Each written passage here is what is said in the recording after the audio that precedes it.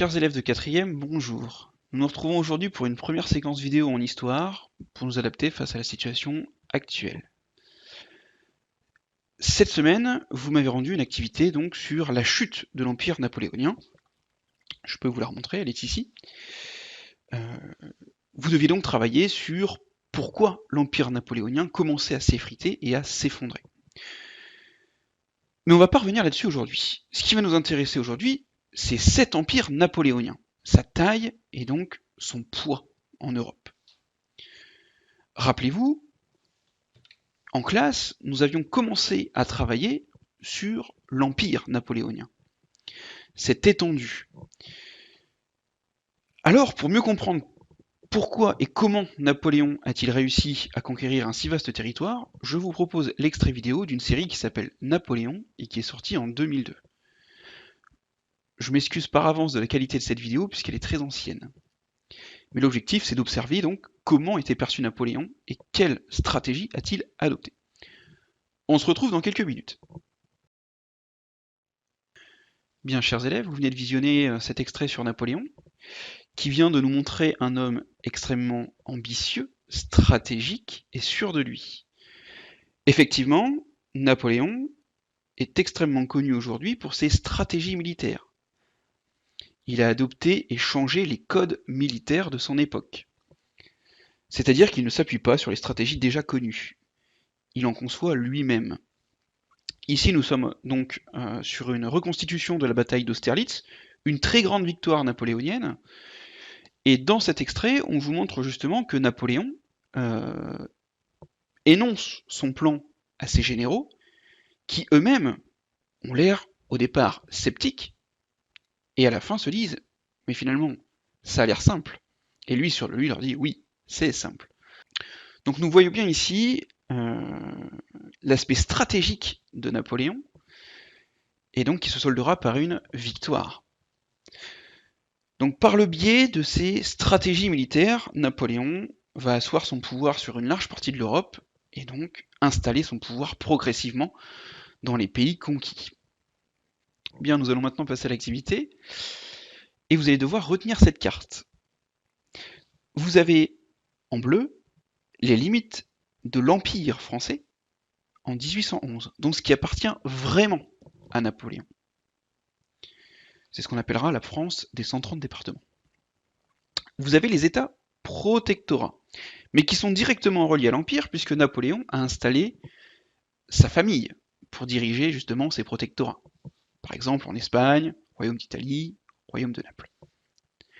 Et puis, vous avez les alliés de la France, qui sont affichés en orange sur cette carte, et enfin, vous avez donc les ennemis, les adversaires de la France, donc en rose.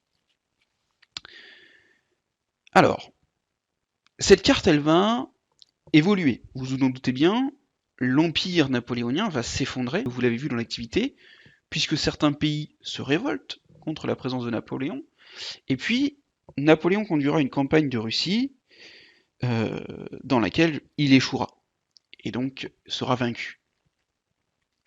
Alors, retenez bien cette carte, et l'objectif, ça va être de voir si vous avez bien mémorisé cet empire napoléonien.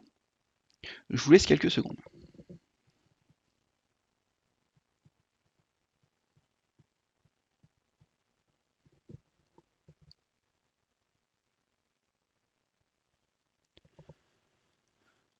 Alors, pour l'activité, nous allons nous rendre sur un site que nous connaissons bien, puisque nous l'avons utilisé en classe, qui s'appelle Lumni. Donc, sur Google, on va le faire ensemble, vous allez directement vous rendre sur Lumni. Vous tapez Lumni, L-U-M-N-I, jeu Napoléon. Vous allez donc tomber sur un premier site, Napoléon Bonaparte, du consulat à l'Empire, jeu. Nous le connaissons puisque nous l'avons utilisé en classe.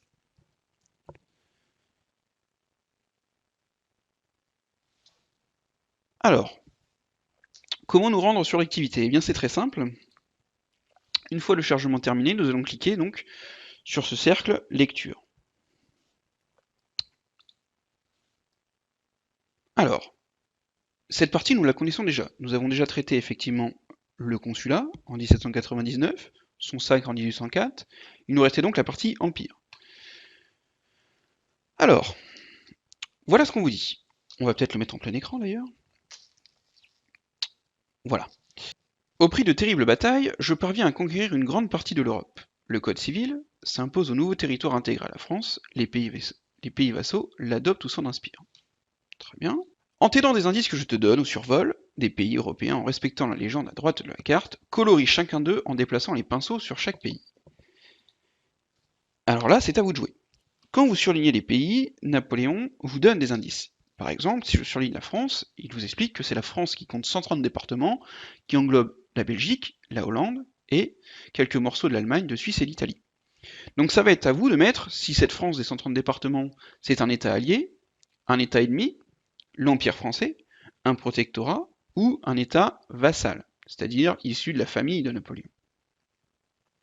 Donc à chaque fois que vous surlignez un territoire, vous allez pouvoir y associer les différentes couleurs. Cela va vous prendre environ une dizaine de minutes, et une fois fait, vous devrez m'envoyer donc une capture d'écran. Donc il suffit d'appuyer sur la touche Imprime écran, d'accord, de votre clavier, ou Imprime système, ou tout simplement de faire Échappe, et puis donc de faire Enregistrer l'image sous. D'accord? Cet imprime écran, cette capture d'écran, une fois que vous l'aurez, vous me l'enverrez par mail pour que je puisse vérifier que vous avez bien réussi l'activité. Je tiens à préciser que cette activité n'est pas notée et n'est donc pas ramassée, il me faut simplement la capture d'écran. Voilà, c'est tout pour aujourd'hui. Nous nous retrouverons donc la prochaine fois, probablement en géographie, pour aborder un nouveau thème et donc une nouvelle séquence. Bon courage à tous et je vous dis à très bientôt.